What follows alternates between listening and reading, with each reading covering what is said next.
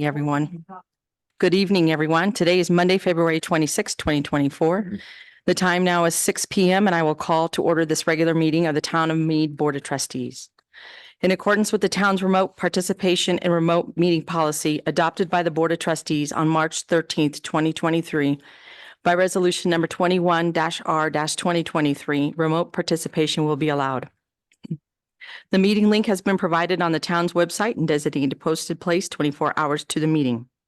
I'd like to remind everyone present, both in person and virtually, of the town's general guidelines for public comment at open meetings. The guidelines are available online and on the entry table. There are 2 public comment opportunities on the agenda for persons in attendance at the town hall to address the board. The first public comment opportunity is limited to items on the agenda, and the second public comment opportunity allows any subject, whether it is on the agenda or not, to be addressed. Mary, roll call, please. Mayor Whitlow. Here. Mayor Pro Tem Cartwright. Here. Trustee Adams. Here. Trustee Broadhead. Here. Trustee Harris. Here. Trustee Parr. Here. Trustee Schranz. Here. Thank you, Mayor Whitlow. Today is Monday, February 26, 2024, and you do have a quorum. Thank you very much. Please join me in a moment of silence for the 2 victims of the shooting at University of Colorado in Colorado Springs last week. Let our thoughts be with their families tonight.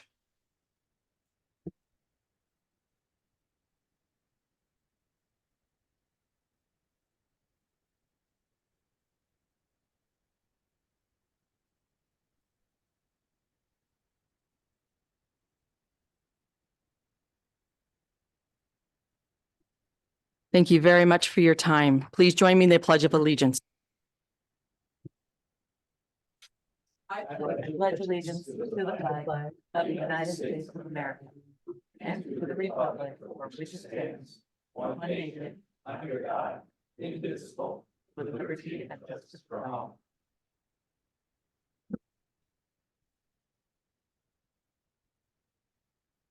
Thank you very much. Next is review and approve agenda.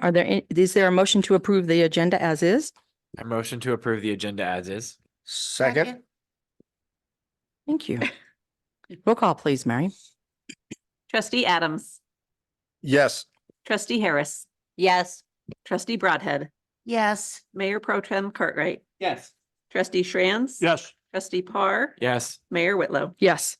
Thank you very much. We have an agenda for this evening.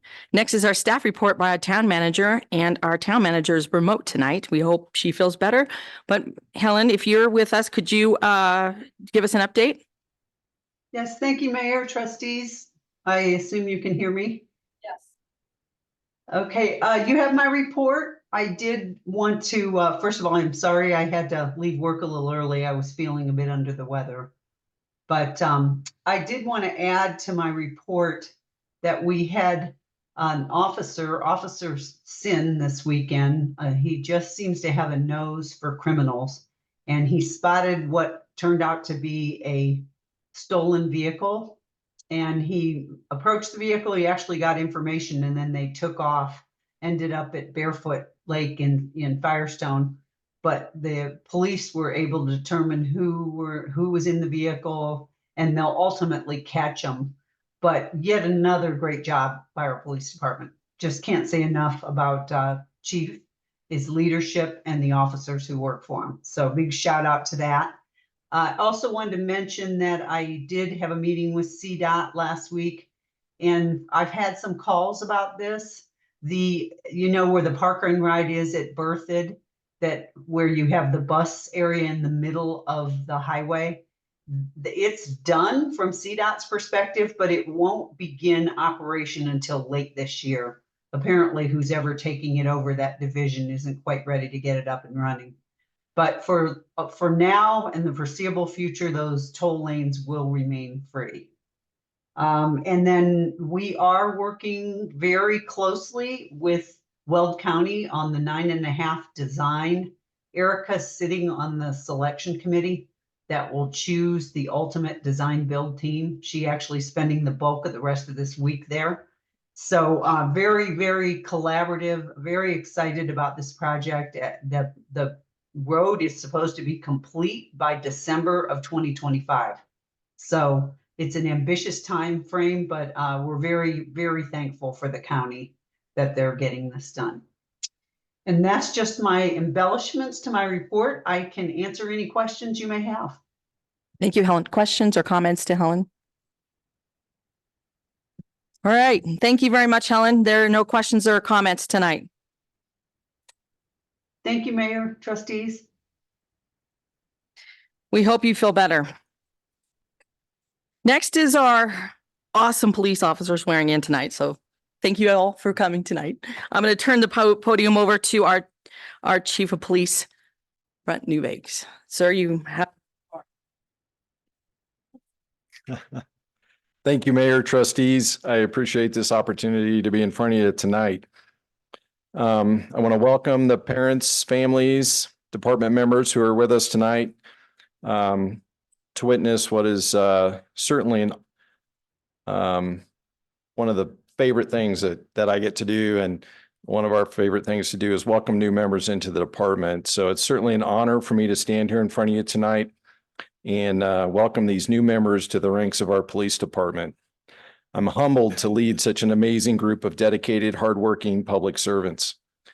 Our mission at the Mead Police Department is to provide excellent service to the Mead community and make it a safer place to live and work.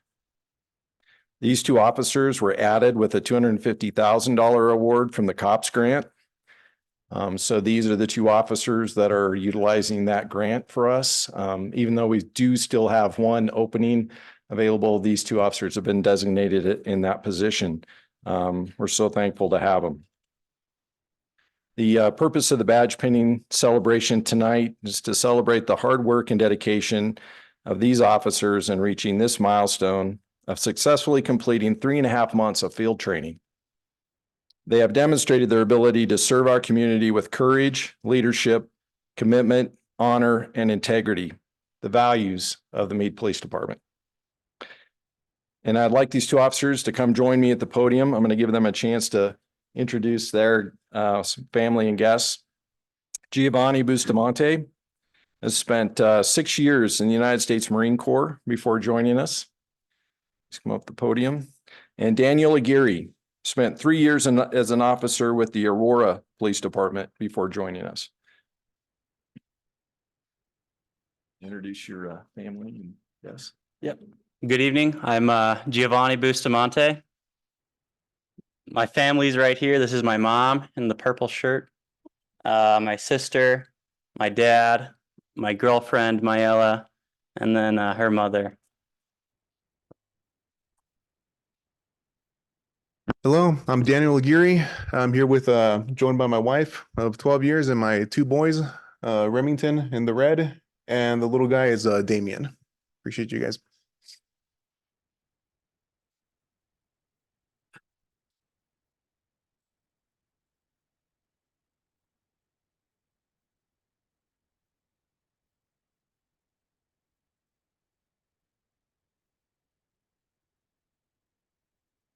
Right hand, repeat after me, please.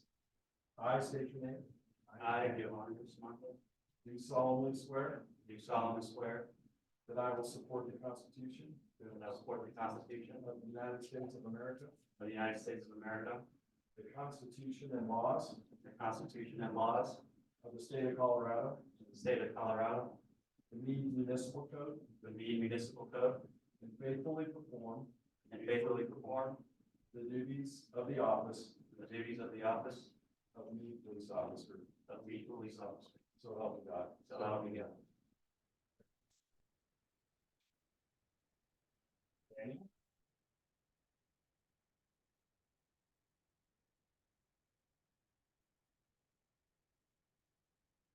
Fun.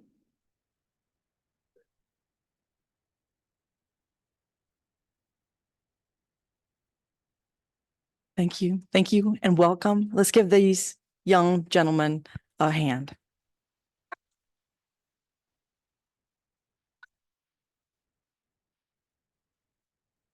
And welcome to the best police department ever. And with that, we're going to take a short recess. We're going to have a quick photo op up here with the board, and we're going to have cake to celebrate the welcoming of you both and your families. All right. So with that, we're going to stop the time at 6:09 and we'll restart the meeting as soon as we're finished. So thank you.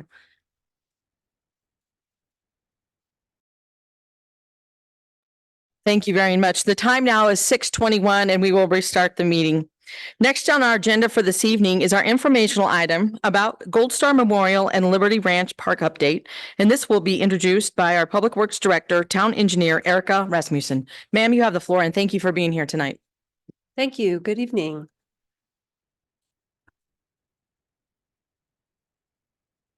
All right, so I've got a little update for you on our two capital parks projects.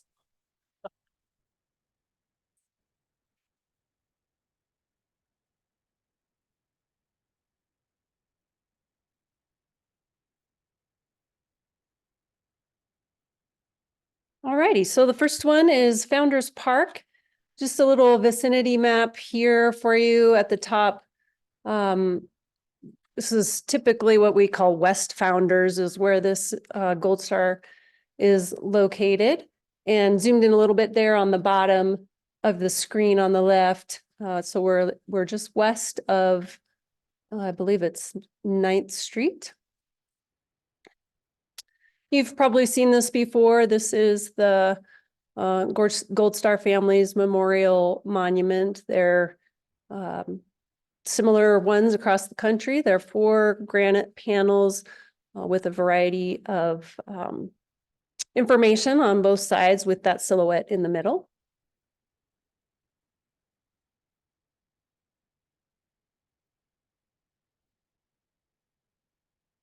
Maybe. Oh, too much. All right, here's the artist rendering. So we've got a large circular concrete pad where that monument will be placed in the middle. We've got 4 nice stone benches around it and 2 additional sort of Trex style benches there. And it is accessible by way of the existing trail that you may be familiar with there. And we have a lot of nice native type landscaping that'll be surrounding the area. And here's the actual landscape plan and kind of gives you a little better view of how that is oriented. So 9th Street would be on the right of this drawing north to the top. So this will be irrigated landscaping right immediately around the circle. The large area there in green is native grasses, which is similar what's there today. On the street, we are adding a crosswalk that would connect to the park to the east and an additional sort of off-street, I don't want to call it off-street, it is on street, that handicap space there, but it's a little pulled out away from the traffic and it has a dedicated ramp there for anybody who's utilizing that handicap space. All right, and then over to Liberty Ranch. We're adding a restroom facility here, and you can see on that sort of upper right, the location of that. It's off of an existing sidewalk that's interior to the park. The restroom structure will be similar to what we have out at Highland Lake. This one's a little bit different in that it has a storage room on the back of it that our recreation department will be able to utilize to store some equipment there. The paint machine that they're utilizing to paint the fields and whatnot. And here's the landscape plan for that one. We're doing fairly minimal landscaping here. The area to the left of the sidewalk, that's a native area. So we are doing just a little bit of irrigated landscaping right immediately around the shelter. And then to the right would be the rest of the rest of Liberty Ranch Park, which is irrigated turf there. All right, and that's what I have for you today. Happy to answer any questions. Both of those, by the way, are in final stages of bid package preparation. So they're getting very close to going out to contractors for bid. Okay, questions or comments from Erica? David? Yes, a couple of quick questions. For the Gold Star, do we have any electric out there that's in the area or run to that? We don't, so we're gonna have to establish it for irrigation, number one. We do not have in our plans right now a lighting plan, but I do want to look at that more closely, whether we light the path up to it or if there's some lighting there. The park technically closes at dusk. And so we're kind of balancing, like, do we want to invite people there by lighting it or are we concerned about vandalism that we need to light it? Well, that brings up my second Yeah. question, which is any type of security cameras we have that are going to be put in place. Yeah, I don't have any shown on the plan right now, but I would like to look at that. We have one, if you're familiar with the one at Highland Lake, it feels a little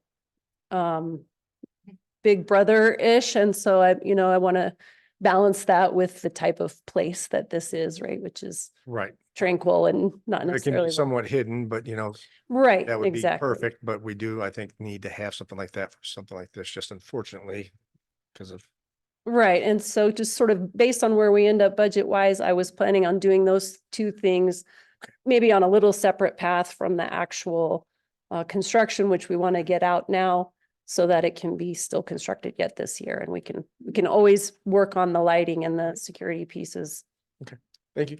on a side note. Okay. Deb? Erica, did you find out about a tree? for I me? did. Did you? Yes, and we are showing it on here and I don't know if it says, it doesn't say what kind it is, but I can get you that. Yeah. Because we did define exactly what the Okay, species should be. okay. Yep, I'll get you Right. that. Thank you. Mhm. No, our chapter is gonna donate a tree. Right, so she's referring to this Liberty tree, which is just sort of on the lower right-hand portion of this drawing. Thank you. Okay, any other questions or comments? Thank you, Erica. Thank you for the staff that works on these projects. I know they've come very close, dear to some people's hearts in this room, and talking about it and going out to bid is, it's real. So thank you very much, Erica, and Robin and the staff. All right.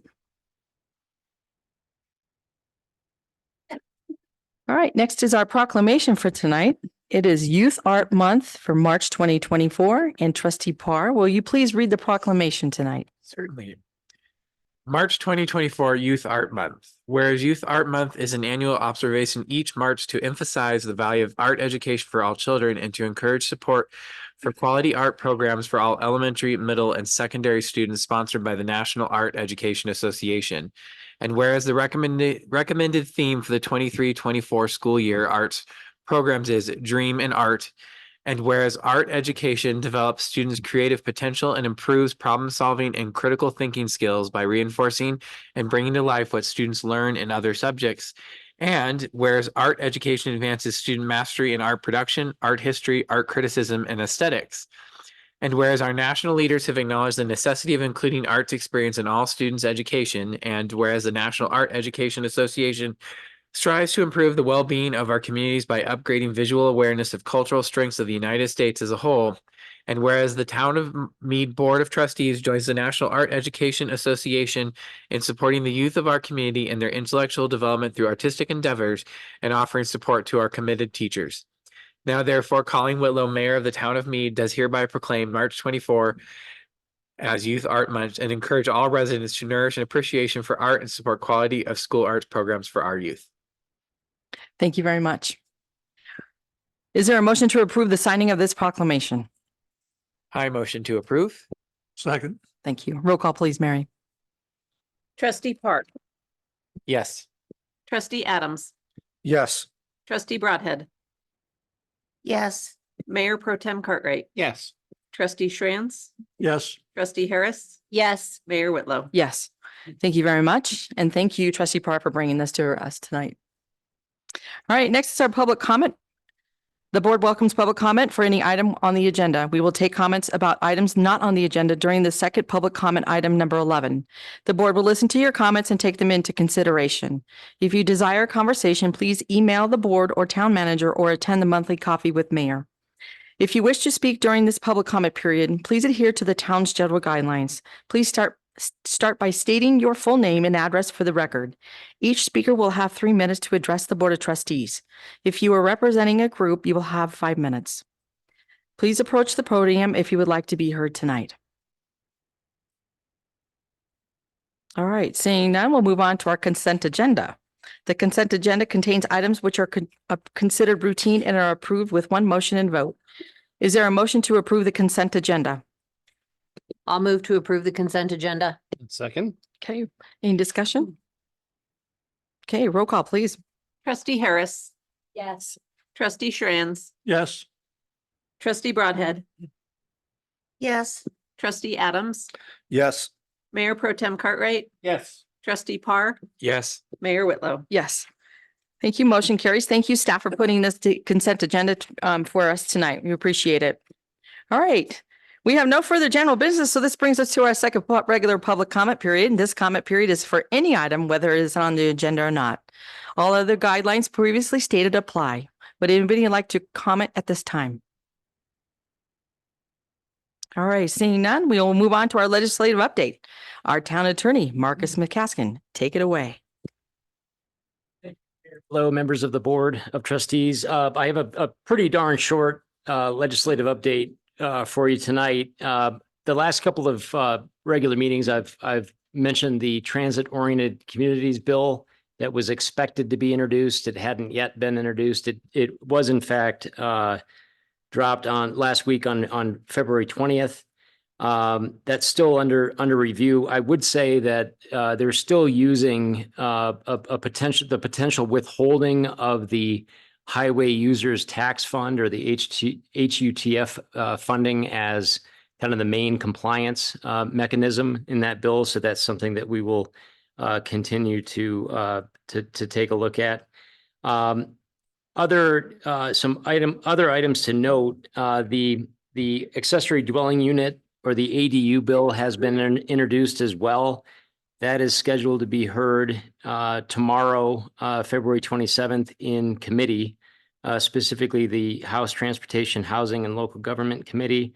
CML is in a opposed position to this bill because, as you may remember, this is the bill that would have an accessory dwelling unit as a use by right in any single family zone district. So this would be a statewide mandate for communities that are located within a COG. Let's see, I have mentioned this House Bill 24-1107 in previous meetings. This is the bill that would assist with shielding local governments from frivolous lawsuits related to land use decisions. CML is in a support position on this. That is also scheduled to be heard in committee tomorrow. A couple of new bills that have been introduced that are interesting, and I'll just note them briefly. Senate Bill 24-032 has been introduced, and that would establish a free fare for youth for transit passes. And apparently they're also looking at creating a statewide transit pass, or at least looking at creating an exploratory committee to analyze that. Let me see what else here. This is an interesting bill that was introduced, House Bill 24-1283. This has to do with Secretary of State review of municipal campaign finance complaints. I see Mary shaking her head over there. I'm sure that the clerk's listserv may have been analyzing this one a little bit. This would actually, if you remember a couple of years ago, the Secretary of State and the state of Colorado said, you know what, we don't want to have jurisdiction over municipal campaign violations that deal with local governments. Well, this bill would actually give that jurisdiction back to the Secretary of State's office for complaints if a municipality does not have a campaign finance complaint ordinance or hearing process in place, or if they have those processes in place, but declare that the clerk's office hearing that municipal campaign finance complaint would actually create a conflict of interest for the office. So what's interesting is that the town actually back in 2021 amended its code to create a local process here that would involve the appointment of a hearing officer to hear that sort of campaign finance complaint if it's filed. If this actually becomes law, we might want to talk about potentially repealing that code provision. And just because that would come with some cost savings, I think, in the long term to the town, and allowing the state to have jurisdiction over that type of complaint, which they had for a number of years. Also, there is a new bill, Senate Bill 24096 that was introduced. That is also scheduled to be heard in committee this week on Thursday, February 29th. This has to do with a limitation on the ability of a local government to limit or prohibit electrical fencing. And actually, I believe that Jason, the Community Development Director, was asked to actually provide some background to CML on that issue, because again, this is another example of legislation that's trying to take local land use control away from jurisdiction. And we actually did have an application, I think maybe 2 years ago, where a property owner did want to install electrical security fencing, and that's not currently allowed in the town. So we'll continue to monitor that one as well. But just wanted to highlight those few issues for you, and happy to stand for any questions. Questions, comments for Marcus? So I wanted to point out the testimony for the ADUs starts at 1:30, and CML has already provided a link to where you can sign up to actually go testify against this bill. I don't know if the board wants to take any action on this, and I don't know how fast this ADU bill is traveling. But it is lots of preemptions in it. So I don't know if we want to talk about it more to have some kind of support to oppose it, or how the board feels about it. But if you go in just a little bit detail on what, at least the position paper that the CML has on its website, at least we can, talk about it for a very short time tonight. Yeah, and I think that there will be some additional time. I mean, this is just a committee hearing this week, but if it continues to move forward, I know that CML has also put together kind of a sample resolution where if the board at one point did want to take a position in opposition, we have a kind of a draft resolution that I could take a look at, and we could work on together to adopt a resolution if we wanted to take a opposed position on that. So I would go ahead, Aaron. Which way the wind is blowing? Well, I think the winds are blowing where I think there's a lot of support for the bill. I think that CML is hoping to have some amendments made to that to remove some of the preemption language, as the mayor has indicated. Yep. That's what they're hoping for, is CML's asking for amendments. And so is Dr. Cog asking for amendments that we went through on Wednesday night about this. So I just wanted the board to actually make sure you guys look at the position paper and the sample resolution. And if you have any questions, please email Marcus. And if we want to take any kind of action for our March 11th meeting, we could put at least it on the agenda to talk about that, or any other bills that are going through that would hinder local government accessibility. Sure. And I have easy access to that position paper, so I'm happy to distribute it via email to everybody as well. Okay. And yep. Any questions or comments? All right. Thank you very much, Marcus, for your time tonight. Appreciate it. All right. Next is our elected official reports. Any of the town trustees would like to say anything? Deb? When they get started on the intersection there at Third and Welker, is there going to be any patrol or anything like that on Dillingham? Because people are not stopping at that sign, but turning on Dillingham and going down to First, and they do some pretty fast speeds down there. Erica or Helen, could you address the question from Trustee Broadhead? I don't know if, is Helen still on? Yeah, I'm here. I think Erica can answer this. Okay, okay, all right, she's running. There you go. To the podium, not away. Yeah, so we don't have obviously a contractor on board yet, so we don't have a traffic management plan in place. And so that's certainly something we'll be looking at in depth because unfortunately there is not a good There's no good way route. around, right? The long way around. And so, yeah, I have done things, for example, if that's, we have closed roads, for example, to through traffic and say local traffic only, or, it's just something we're gonna have to look into in more depth as we get closer and understand how the contractor plans to divide up the intersection for their work. Yeah, because it's gonna impact Dillingham. For sure. um, Yeah, even if we sign it, Yeah, people will still yeah. go And the way. they avoid, especially in the morning, they avoid that intersection because of school. Mhm. And they go pretty fast going down, or they'll go back up towards Third on Dillingham. Yeah, my son had to yell at some guy on a motorcycle because he was going way too fast. And my grandson was walking across the street, so. Yep, and we'll Yeah. definitely be coordinating that Yeah, with police. Because I'm not the only one that notices it. I've got a few neighbors that have mentioned Mhm. it, so, Sure, okay, Yep. thank you. of course. Anybody else? All right, thanks, Erica. All right, wow, I can't believe March is almost here. Oof. So this Saturday, we have coffee with the mayor and we have a shredding event that's coming right outside the doors here, and things it starts at 9 to 12. Is that correct? Oh, it's in April? Oh, never mind. Never mind. Sorry.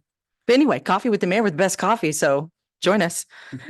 Sorry, gosh, I got my balloon all deflated. Sorry. Ooh, I thought it was this Saturday.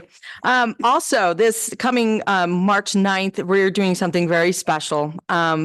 There's a gentleman by the name of Corporal Zach Dinsmore, who has been selected for a home for a hero here in Mead. So we're gonna do a like a, I don't know, escort from the parking lot here down to the Catholic Church for him. So if you all can make it, starts at 9:50. We'll end up at 10 o'clock at the church.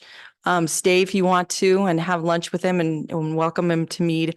And there's also a place where you can volunteer to help build his home. So I thought that was pretty special, and I'll be there. And with that, there's always something going on down at the State House. So I'm always tracking that. It's always in my email. So that's all I have. And I just want to say thank you to the staff for the great work on the grant that we received. Jason, thank you very much. And all that you guys do for our town. So thank you, staff, and thank you to the Board of Trustees, and thank you for our residents who come to our meeting. So that's almost it for us. So with that, we're going to seek a motion to go into executive session. Is there a motion to do that?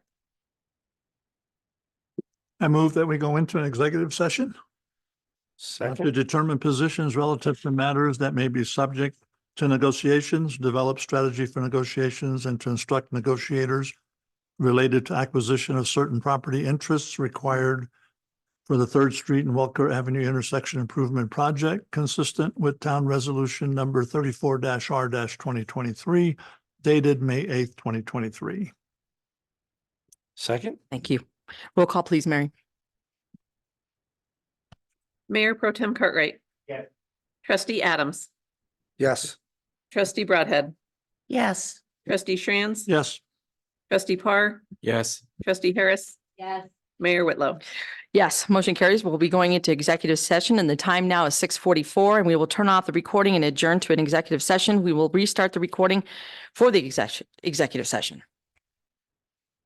So for any of you on the Zoom meeting, we will also be stopping the Zoom meeting at this time.